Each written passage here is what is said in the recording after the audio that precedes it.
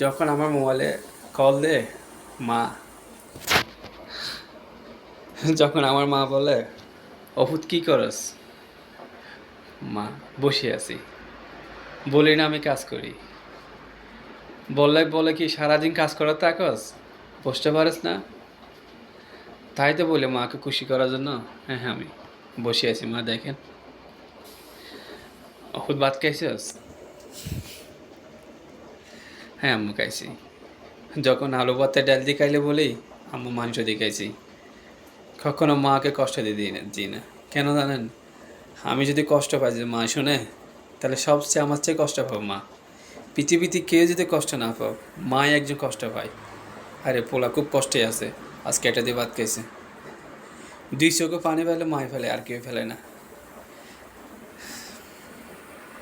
মার কথা শুনলে চোখে